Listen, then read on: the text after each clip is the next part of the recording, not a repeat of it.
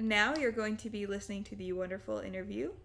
And it is wonderful not because of me and Jessica, because we are awkward individuals who don't know how to interview someone. In case you haven't noticed yet.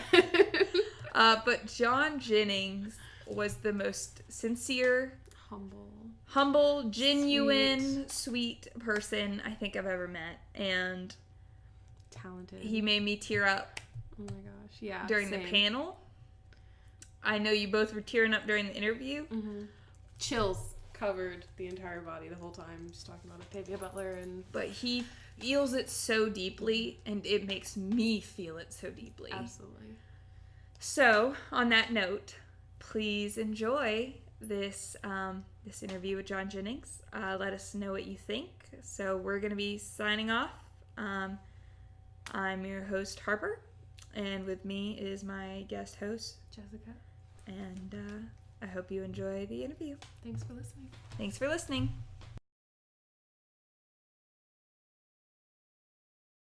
My name is John Jennings, and I am a professor of media and cultural studies at the University of California at Riverside.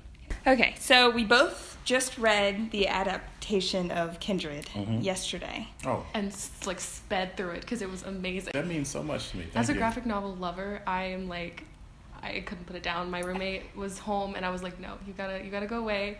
I'm busy. Seriously? Really. You're gonna make me tear up, man. Seriously, that's awesome. Okay. I was about to say I've never read a graphic novel, but I read a Nancy Drew graphic novel as a child.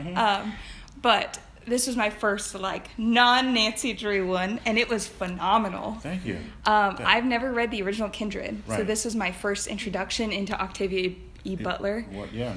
And wow. Now I just want it all. That's great. Oh, yeah, we're working on others. We're working on 2 more adaptations now. The Parable of the Sower and the Parable of the Talents back to back. Okay. So those are our next we haven't really announced it either, so. That's really exciting. We'll be keeping our eyes on. Yeah. Yeah, we're gonna. We're working on it, and there's a soft cover of the Kindred book dropping in July. Okay. And then it's getting translated into French. So that's so exciting as yeah, well. we're excited. Yeah, no, it's great. It's been really wonderful and quite an honor. And right now it's nominated for an Eisner Award actually. So we're really excited about that too. Cool. So we'll find out if we win or not, at San Diego Comic-Con. Okay. That's when they give out the Eisner. So. That's this summer, right? This summer. Yeah. Okay. Yeah. Well, good luck. Thank you. I'm excited. I'm trying not to think about it. You know what I'm saying? Yeah. It's so great to win an Eisner for that. So because we're up against, H.P. Lovecraft adaptation, which very problematic gentleman. I'm a fan of his. It's difficult. You know what I'm saying? Because I really like his work. But also, I know the politics behind it, and it's a lot of people though in the industry. There's so many. Yeah. And then also there's a Moby Dick adaptation. There's a Beowulf adaptation.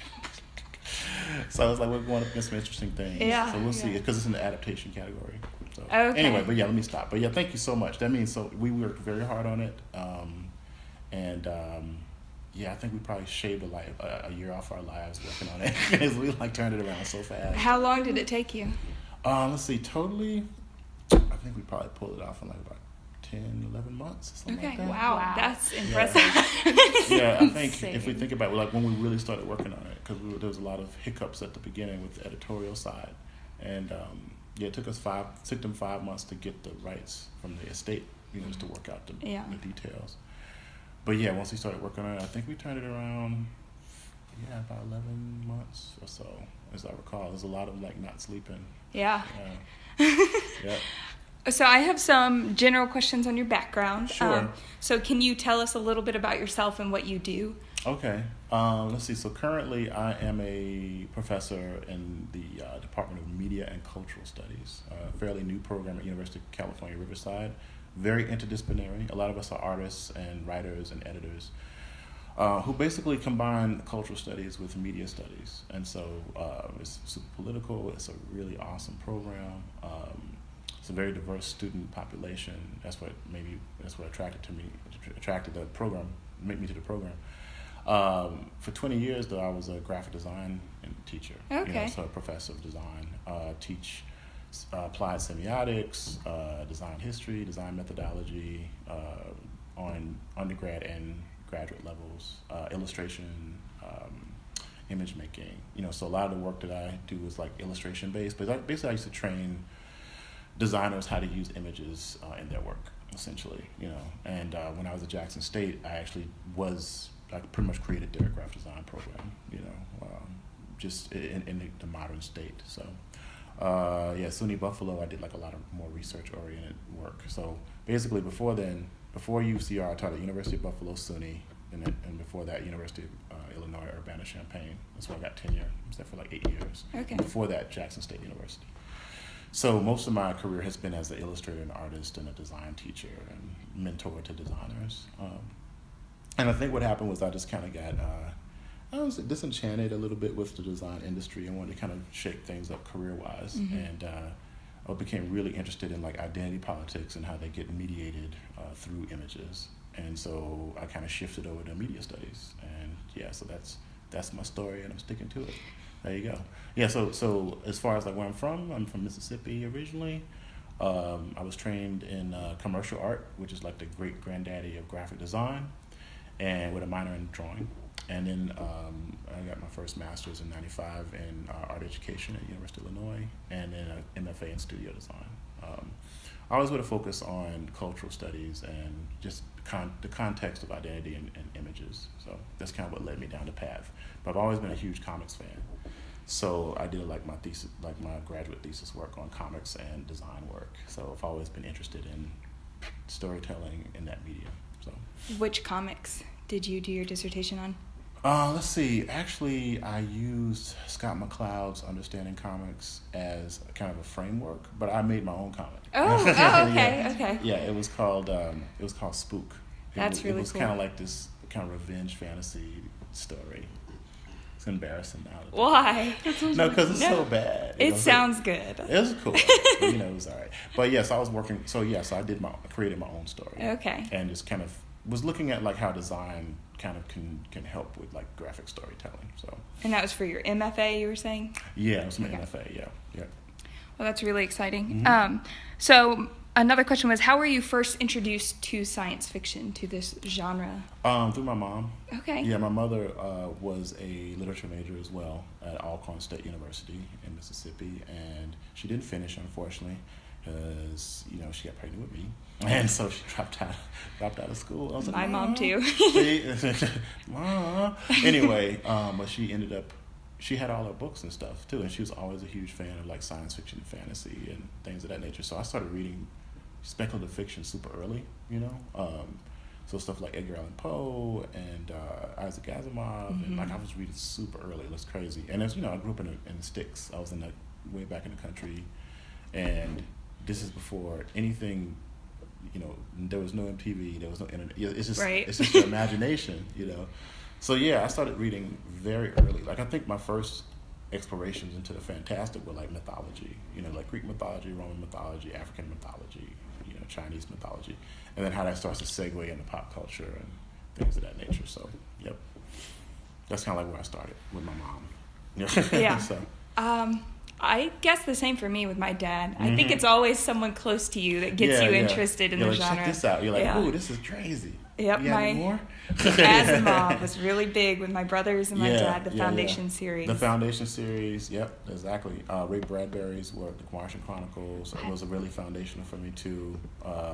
Heinlein stuff I liked a lot actually early on. And ironically, I didn't come across Butler until like much later, because they didn't teach her in my in my literature classes at the HBCU that I went to. It was mostly Harlem Renaissance work, traditional Black writers. W.E.B. Du Bois, of course, yeah. Who wrote science fiction actually. Yeah. So that's like it's like they didn't even talk about those pieces though, right? They talked about more of his political work, and it's a sociologist.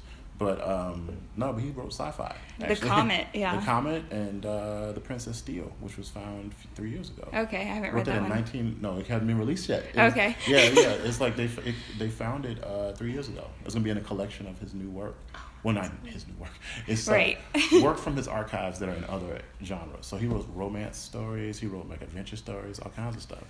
Wow. Just like, who first came up with the idea to do an adaptation of Kindred? Oh, that would be Abrams Comic Arts. Okay. I didn't know if one day you were just like... Nope, it doesn't work that way. It's funny Okay. because we always get that question. Actually, that's not true. It was probably Beacon Press. Okay. Beacon Press, who they have control over Octavia Butler's her work. You know, they actually have a contract with her at Beacon Press. So they wanted to do an adaptation of Kindred in the late, it was like maybe 2008 ish. Okay. And Damian Duffy, you know, my longtime partner for the last 15 years, it's crazy. He came across this call for entries for an adaptation of it then, and we hurriedly got in a proposal. We totally failed to get that opportunity then, and another artist got that opportunity. For some reason, that version of it never happened, and then it circles back around like 2012 or so, and I'm at Comic-Con showing pages from comics that I want to try to get published, and Sheila Keenan, who then was the senior editor of Abrams Comic Arts, really liked my work. I was very, very gracious about what I was doing, and she said that I would be perfect for this book she's trying to get done. And I was like, well, what book is that? And she's like, Octavia Butler's Kindred. And I was like, excuse me? Because then I thought like, oh yeah, that's right, this other book never came out. I was like, so I didn't know what happened. So I was like, okay. So I told Damien that we had this opportunity to maybe do this. So 5 months later, we're signing a contract. So honestly, if I had my druthers, I probably would have done Wild Seed. Wild Seed is my favorite Octavia Butler story. It's what introduced me to her work.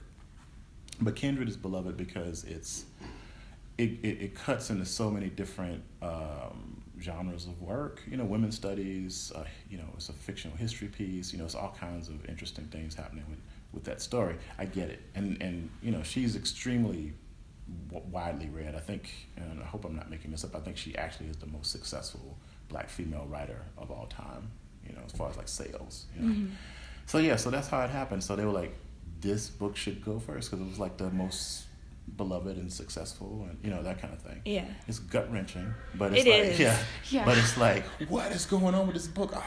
Yeah. So that's how we ended up doing it with Abrams, and it was interesting because I was just telling Cherie about this earlier. Michael Jacobs, the CEO of Abrams, he was taking a night class, I think, in English literature. Okay.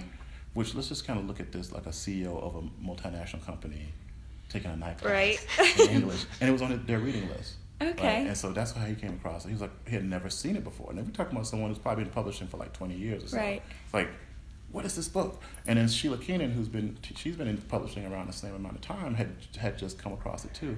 So it just goes to show you just how like fringe certain elements of publishing are, and then how when the right people read the stuff, they're like, what is going on with this book? So they acquired the rights to it. So Okay. yeah, That's really interesting. yeah, but it happened simultaneously. Yeah. It's weird how that works out. That's insane. Yeah. Okay. Did you have less creative freedom adapting Kindred because so many people do love it? Did you feel like pressure to do it a certain way? I felt a lot of pressure. Not necessarily to do it a certain way. We tried, I guess the only way we were really concerned with was her voice. Because really, I love the fact that she's still listed as the author instead of like we adapted it, but I felt like we were in collaboration with Octavia Butler, you know what I'm saying? And I love that idea. Like I felt like we were desperately trying to make sure that we found the core of the story that she was trying to tell, Yeah.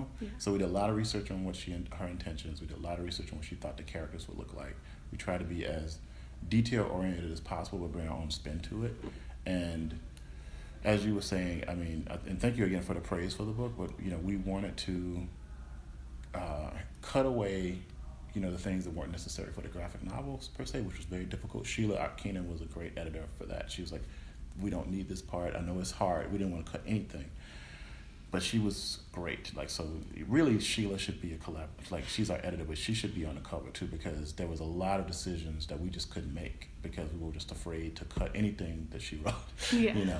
So, it was painful, but it was like, it worked out because there are certain affordances that comic books have that literature doesn't have, and vice versa, right? So we were just trying to make sure that we got the best out of the core of the story. So that was the main pressure. Yes, and you think Beyonce got some rabid fans. Oh, Lord. Man. Let me tell you, like the butlletarians or whatever you want to call them, man, they're like, look, seriously, we got a lot of flack just for being men, and then Damien's white, so it's like you got a white man adapting this, the optics of it are kind of skewed, right? And then we have a white woman editing, but we loved the work so much that it comes through. And I think when people sit down and talk to us about the story, that I think they realize, like, no, we were serious. We're not trying to say this is our story. Yeah, a lot of people said, oh, well, why did you want to adapt this story? I was like, no, it chose us. Because we had this chance to do it before, and we didn't, and we missed it, and it circled back around to us. And I was like, well, obviously this story wants us to do this. Mm-hmm. I know it sounds weird, but meant to be. Meant to be, exactly. Yeah. Well, I loved how you really could tell that it was still Octavia Butler's story, because I've read Fledgling, and that's the only one I've read. Yeah. But I could feel that story. Ooh, Lord have mercy. I don't know if they. I was up until 5 a.m. reading it because I was reading it for class, and I was like, it was like Saturday morning or Sunday morning, I guess, until 5 a.m. I had to finish it. I was like, what's happening? But you could genius, hear, right? A master of the craft of writing, and when we lost her treasure. Yeah. So I just got really. Me too. I'm sorry. Me too. When my teacher. I don't want to even yes. It makes my heart hurt to think about how she passed away, and oh my God. Anyway, sorry. Let's not talk about that. Oh, okay. You've talked a lot about your background, so this might have a little bit of overlap. But were there any inspirations to your graphic novel style, like your? Oh, for that particular one? Well, not necessarily for that particular one, but are there any graphic novels or comics that really influenced your style? I'm really influenced by a lot of printmaking work, like people like Lynn Ward, Franz Masriel. Kathy Kollwitz was a huge inspiration for this particular piece because of her work with the Holocaust. She was a German woodcut and fine artist, and she had a really amazing style to deal with that kind of work. Palma Hayden, Otto Dix. Actually, a lot of my influences are fine art, So my style as a graphic novelist comes a lot more from like fine art and expressionist, surrealist backgrounds. That's what attracts me. So my hand is almost like a printmaker's hand. Like my mentor, God rest him, Tom Kovacs, was a Polish printmaker, and I studied under him in grad school. And so a lot of my inspirations come from that kind of aesthetic. So. For comics, I'm really inspired by Ted McKeever, Dennis Cowan, Bill Sienkiewicz, people like that who had more of an arts kind of feel to it. Dave McKean, Colleen Duran, but even storytelling wise, people like Wendy Pini, those are the people I was really. Of course, like Will Eisner, of course, you can't. Anybody that's looking at like comics, you owe everything to Will Eisner. And honestly, Frank Miller, I don't agree with that gentleman's politics, but that dude is a great storyteller, and he has a wonderful hand, So I think you can see I wear my influences in the hand. You can see, if you know the antecedents, you can see who I look at, yeah. As you were explaining, I was like, yeah, I see that. I get it. Yeah. Even the way that I inked Kindred, I wanted to work with something that was difficult to work with, so the entire book is drawn in Sharpie. Okay. Wow. I was going to ask if it was digital or not. It was digital too, but it's everything has to be digital these days, just about. But no, but the originals there's originals. Okay. Like 720 drawings, actually, that are now at the archive that I just told you about. I donated them to my new school. The entire, most of the drawings for it are in the science fiction archive, and so they're all Sharpie inks. That's really cool. That's really impressive. Yeah, I was getting getting loopy late at night. It's like my wife would come into my studio and be like, "Are you okay?" Oh, I'm like, I see 3 of you. Maybe the one in the middle. It was it was crazy. Sleep deprived. Yeah, sniffing. And high on the Sharpies. Yeah, I don't even know what's in them, but I know it's like nothing. Probably nothing good. No, like I said, we probably shaved off a year of our life, like Doctor Who. Like he would just shave up a life. That's how I felt. It was like, okay, well, we have dedicated a year of our actual life for real. Oh man. Hallucinations. It's nuts. Anyway, no, I can't even tell you the things that we would do to get this book done. It was brutal. But it was worth it because people love it. People seem to really love it. We were so afraid when it came. I was like, oh, God, people are going to hate this book. Oh, God. You know, it was the first time that I had done a project where there were no changes. Because I've been working as a graphic designer for like 20 years, you know, and usually the client will have something to say. They didn't have a change. They just went through this like, this is perfect. This is what it needs to be. And I was like, really? Seriously? Oh, okay. I'm going to go sleep now. Maybe you should do all of your work in Sharpie in the middle of the night. I know, no. You know, honestly, I'm actually, for parables where I've switched to a totally digital output. Like my studio's in my bag. So, I use the iPad Pro now with the Apple Pencil. I'm never turning back. It's just, I've just been practicing with it. So I less health risks. Yeah. and also, the affordances of it. Like I can do fully rendered work on an airplane. Like I did the stuff. I'll show you some stuff I did on a plane. It's crazy. Like if there's no bumps, even if it is, I mean, you can undo as much as you want. It's amazing. So I think that might be the last seriously analog piece I might do for comics. I'll have to say, I hate to let it go, but it's just it doesn't make any sense to me. Yeah. Particularly if you're working on it. I mean, Kindred is over 200. It's 237 pages. Yeah. The next one is going to be like 266 pages probably, and then more. Yeah. It's like almost 300-page books. I got to do something that's better, and then also too I learned a lot from production of the book too. I'm used to doing stuff that's by myself, and I'm used to handling all, and I was doing all the artwork, so it's really interesting. You didn't ask this question, but people don't understand how difficult a medium is, and comics is a very difficult medium, and so by the time I got done with all the inks, and finished it, I had injured myself. I actually had a pinched nerve in my shoulder because of just the moving of the mouse, and I looked into my folder of uncolored pieces, and it was like a sea of uncolored pages, and you could probably tell I'm a pretty jovial person, right? I despaired.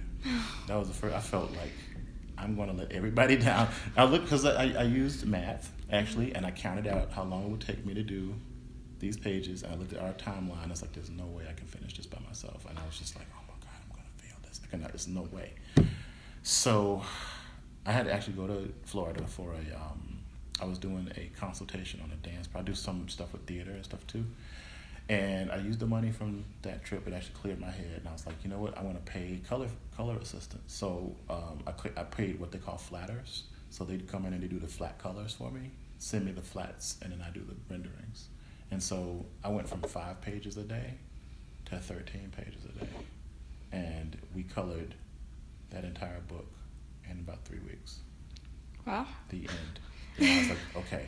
So now that we understand that we need to do this in the studio style, this should go a lot better, but it's a learning curve. So I have my flatters. I was working with 5 flatters, and we would work around the clock. And what I did is I became a project manager in the middle of the project. So I said, okay, well, you do the night scenes, you do the interiors, you do that. You know what I'm saying? And so they had, and they would send them all to me, and I go. One particular point, I was coloring stuff 3 up. So I would go next, 3 pages at a time. Next, it was like blah. It was crazy. And so once we were rocking and rolling, it was done.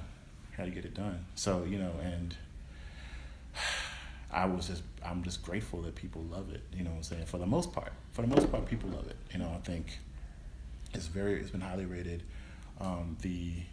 It's crazy. So the soft cover has like 3 pages of praise, like just the, responses to it. And we were like, just stuff we hadn't even seen before. So one of my favorite ones was ICV2, and they do like a lot of graphic novel pieces. And the dude was like, look, I barely give things a 5-star rating, but this is a 5. This is one of the best adaptations of a novel I've ever seen. And I was like, I got chills. That's crazy. Yeah, I did too. Yeah, seriously. Yeah, because I was like, or seeing an A rating in Entertainment Weekly, or the fact that it was, that it debuted at #1 on the New York Times bestsellers list. I was like, holy crap! So we were like, this is actually a real thing. That's Seriously. through pre-sales? Is that how that works? Yes, that's right. Look at you with the pre-sales. And so now to be I was to be the first African American man to win a Bram Stoker Award for working on this book. Then right after me, Jordan Peele for Get Out. So it's like, bam, we win them in the same night. So I was first, and then he came, and he was later. I was like, that's crazy. But for a long time, Linda Addison was the only African American, to even to have won a Bram Stoker Award. So it's been really amazing, and I'm hoping that we can carry that kind of energy into Parable. So far, so good. Damien is an excellent partner and writer, and we are very conscientious about the content of the work. I'm very serious about it. It shows through. Yeah. Thank you, and understand that this is beloved to people. That people want these books to be spectacular. So we put in blood, sweat, and tears into it. So. Literally. Yeah. And hallucinations. Yeah. There were hallucinations. I ain't even lying. I'm not even making that up. Yeah. I believe you. Yeah. It sounds like a stressful but rewarding time. It's like a lot of pain and suffering with a lot of reward. You're right. Because comics are like a very unforgiving medium, But they also love you too. But Jack Kirby said comics will break your heart. I love that. Yeah. Anyway. Can we just stop for a minute and say that you won the Bram Stoker Award with Jordan Peele on the same day? In the same night. That's awesome. Okay. Sorry. He's great too, by the way. I met him a few months ago, and I was there when he got his Bram Stoker. Yeah. It arrived in the mail the same day I was there. He's like, "Well, that just came in the mail." It was crazy. That's crazy. I love watching interviews with him talking about Get Out and then his Key and Peele days and all that stuff. Yes. Yeah. He seems like such a cool dude. He is. He's a very good dude. Yeah. But this interview's about you, sorry. Okay. Sorry. No, you're fine. It didn't occur to me that it would be horror genre. Yeah. Mm-hmm. I mean, it's horrifying, but what happens in it, not your work, obviously. Well, no, you're right, because it actually does have the trappings of more of a gothic horror piece, right? Even down to the tropes. It's got body horror. It got this weird love triangle thing happening. It's like there's a doppelganger, because the idea of the twin is something like twinning and the uncanny. She's time traveling because of some kind of supernatural connection. It's not science fiction-y. It's actually some kind of existential connection. So these types of things, so it all falls within this kind of gothic horror piece. And it's this. I made up this term, this theoretical framework called the ethnogothic, which looks at using Gothic tropes as ways to talk about various types of oppression, particularly racialized tension and oppression, So you can see it in stuff like Get Out, or Tales from the Hood, or even Beloved, or Daughters of the Dust, where you're talking about the extremely complex, almost cosmically disruptive forces around racialized, oppression. It's unspeakable, these types of things, the types of things you have to actually deal with to actually create a slave or blackness or whiteness or whatever. It's not, they don't exist. They're magical. They don't exist. But we base so many things around it. And these stories, Octavia Butler's work, they're so effective as apparatuses or technologies to talk about. I look at stories like technologies. They're like extensions of ourselves to explain the unexplainable, right? That's mythology, So these are the things I think about a lot in my own work, and I try to bring it to the graphic, because how do you actually use the visceral nature of graphic images to get across the complexities of how we relate to each other? These are the things that I'm fascinated by as a creator and as a teacher. So, going to your teaching for a moment, I was curious what kinds of classes you teach currently. So, right now, I'm a full professor of media studies, so I pretty much create my own class. I only teach the things that I write. Right now, I'm teaching a comics and contemporary culture class. I mean, not right now, but I do. And 3 classes on Afrofuturism. One is visual culture. It's almost like an intro to Afrofuturist aesthetics course, that kind of thing. Afrofuturism and the visual cultures of horror, and also Afrofuturism and sequential art and comics. Oh my gosh. Yeah, I know. I took Afrofuturism last semester with Dr. Morris. Susanna's great. Yeah, it was so much fun, and that's amazing. That's where I read Fledgling and watched Get Out. She's one of my favorite people. She's truly brilliant woman. I hope she hears this. She's here today. I'll make sure she listens. She's one of my favorite people.